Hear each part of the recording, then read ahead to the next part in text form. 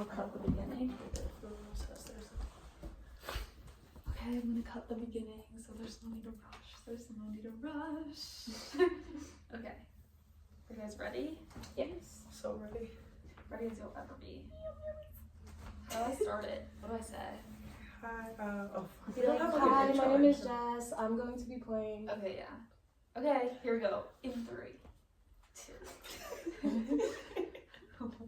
Wait, oh my husband's ready. Because we're doing it in one take. Okay. Just keep all this in. Okay. There's at the end. Ready? Here we go. Okay. Hi, my name is Jess, and I'm going to be playing the Early Intervention Specialist. I conduct developmental assessments and evaluations to identify areas of delay or concern. I develop individualized intervention plans based on Elena's needs. I also will monitor and document the child's progression to certain milestones. I'm here to educate your family on child development as a whole, as well as provide resources for the future. Hi, I'm Cassandra, and I'm going to be playing the developmental specialist. I support the growth of infants and toddlers who experience developmental delays. I assess their development in areas such as communication, motor skills, separation from parents, and cognition. I provide caregivers with strategies to use at home, and I monitor progress based on what I see. From there, I adjust plans to help the progression of the child's development. Currently, Elena is not babbling or showing joint attention, and she is extremely attached to her mother, so I'm here to support the Cabral family and offer strategies necessary for Elena. Hi, my name is Christina, and I'm the speech-language pathologist. I support the progression of speech, language, social communication, as well as any other concerns with feeding and swallowing. I work directly with clients to help them improve how they understand and use language, how clearly they speak, and how confidently they communicate in everyday situations. With the evidence that I collect from my sessions, I create treatment plans tailored to each client. My goal is to collaborate with teachers, parents, and other professionals to ensure the most effective approach to therapy and adjust as need be. Hi, my name is Sarah, and I'm the family advocate. I serve as a bridge between the family and community resources, helping parents access and resources and support they need to promote their children's development. My main goal is to empower the family and ensure that they are connected to the appropriate educational and health services. For the Cabral family, they came from the Honduras and they need access to language resources as Martina wants to learn language, as well as healthcare services since Elena hasn't had consistent pediatric care. Overall, they feel disconnected from the community. It's my job to bridge them to these community resources and help navigate. Hi, my name is Natalie and I'm the occupational therapist. I help improve the skills necessary for daily living and participation in school and community activities. I perform evaluations on the child's strengths, weaknesses, and abilities, develop individualized treatment plans, collaborate with other healthcare workers, and provide hands-on therapy. I'm sure to collaborate with the families and document all the child's processes. Hi, my name is Neve, and I'm Martina, Elena's mother and main caregiver. I look after Elena's health, safety, and well-being throughout the day, and I work with her to develop her abilities. I want my children to thrive in a comfortable environment where they have support and connections that they need to be successful. Elena is 14 months old and was born in Honduras with no complications. Her family consists of a mother, father, and their 2 children, Emiliano, who is 4 years old, and Elena, who is 14 months old. They came from Honduras and immigrated to the U.S. out of safety concerns. A younger relative also lives nearby and sometimes helps Martina with errands and appointments as an interpreter, as the family speaks Spanish. Elena shows strengths of responding to her name and regularly checking in with her mother in terms of gazing and smiling. However, Elena appears to display a delay in speech development, as well as a reluctance to engage in environmental exploration and inhibition towards new adults. Martina wants for her children to feel secure, safe, and connected to their new community. For Elena, she feels concerned about her limited speech and motor skills. Martina is the main caretaker for their children, as Raul, their father, has to rely on overtime pay to meet their financial needs. Because of this, both of their children are attached to her, Elena in particular. The family displays a commitment to creating a safe environment for their children to explore and learn the world around them. Martina engages verbally with the children frequently during play, providing them with vocabulary to explain and describe the world around them.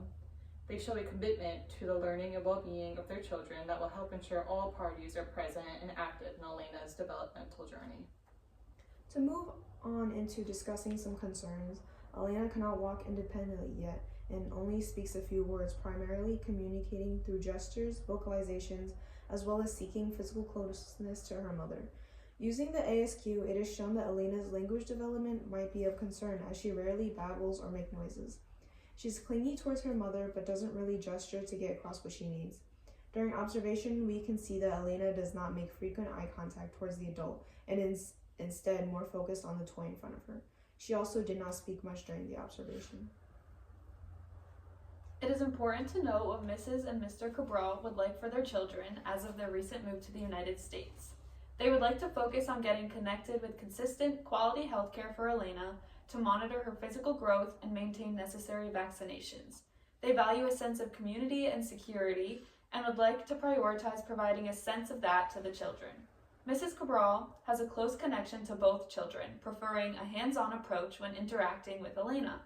Mr. and Mrs. Cabral have concerns regarding Elena's progress in language development. They also worry that her gross and fine motor abilities are not developed within the expectations of her age group. Mrs. Cabral expresses an interest in receiving information on developmental milestones and what might be expected in the coming years of Elena's life.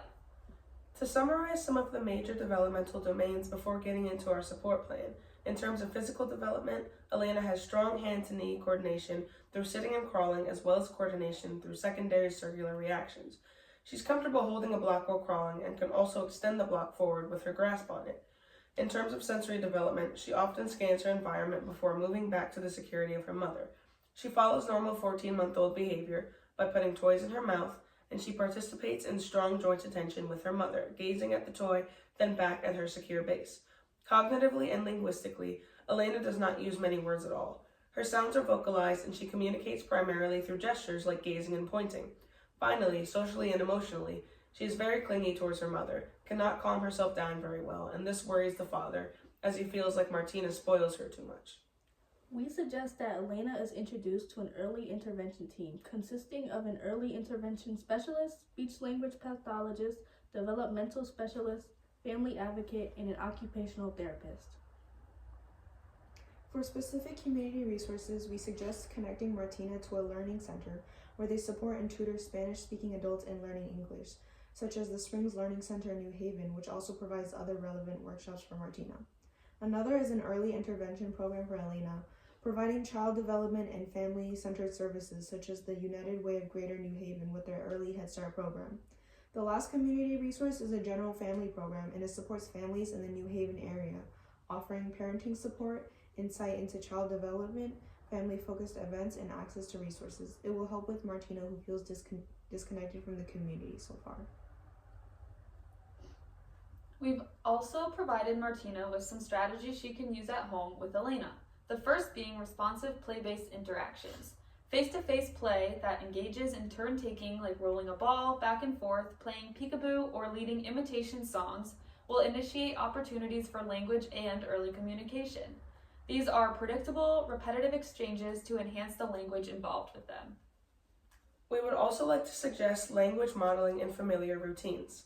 From previous observations, it is clear that Elena can point to toys that catch her attention, which is crucial as she has close to no words at 14 months. These fine motor abilities are how she communicates to her mother to show her interest in things she may need. Taking advantage of these moments to narrate what Elena is doing, where she is pointing, as well as speaking about what she's doing in their daily routines, such as diaper changing, feeding, and dressing. These simple language narrations model to Elena what is good on during familiar routines and shows her how her actions evoke a response from her caregiver. Next, we want to recommend joint attention activities. Reading simple books not only focuses on early literacy skills, but it also practices joint attention through pointing and shared engagement. Martina can follow Elena's lead by naming whatever Elena points at or gestures to in a picture book. This offers a plethora of vocabulary words, and repeating books offers the familiarity necessary to allow Elena to pick up on early language skills.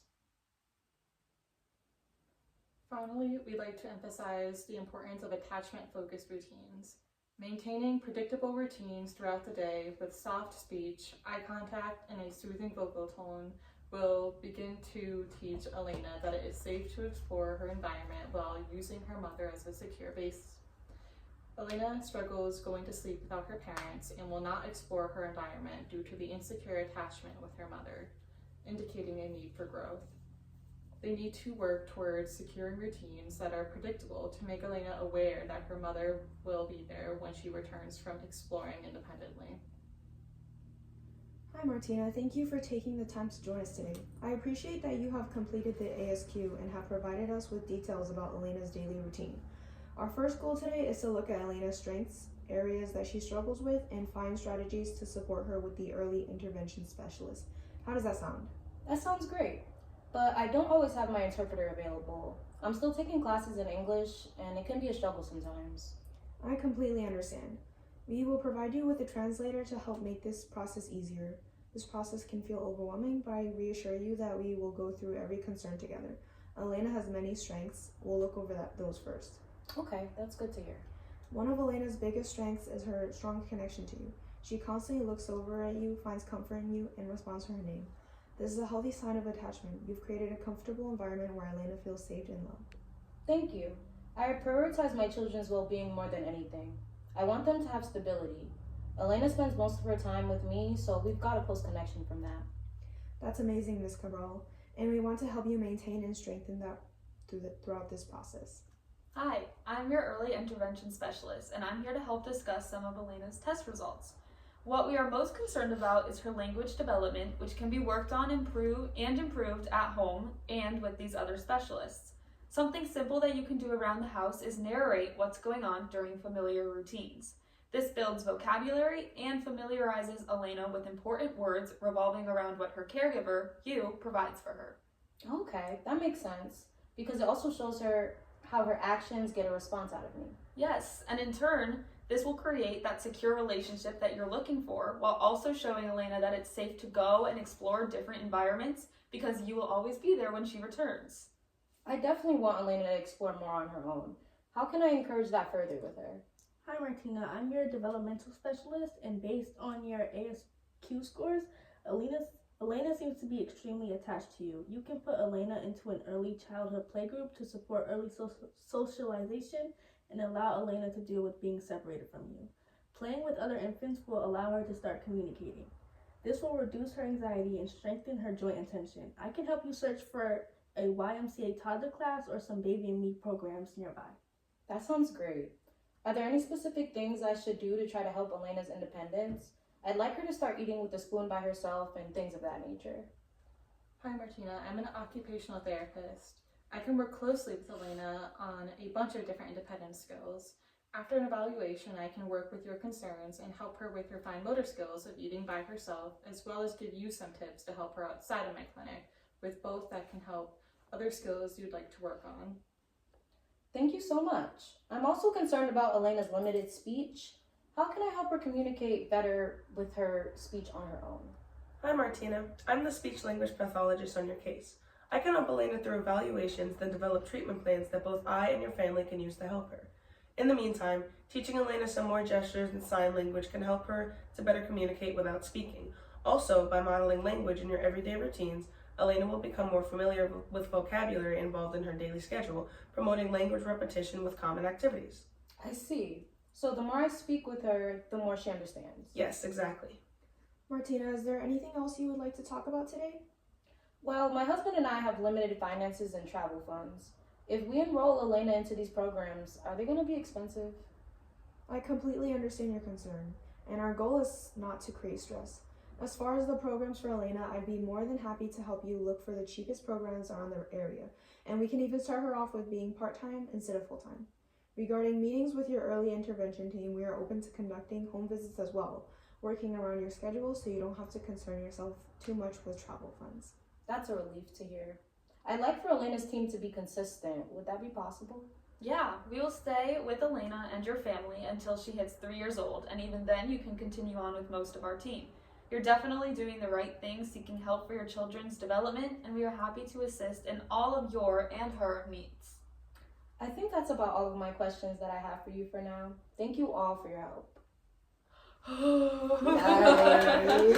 Yay! Talk about one hit wonders! Yes! What? Okay. How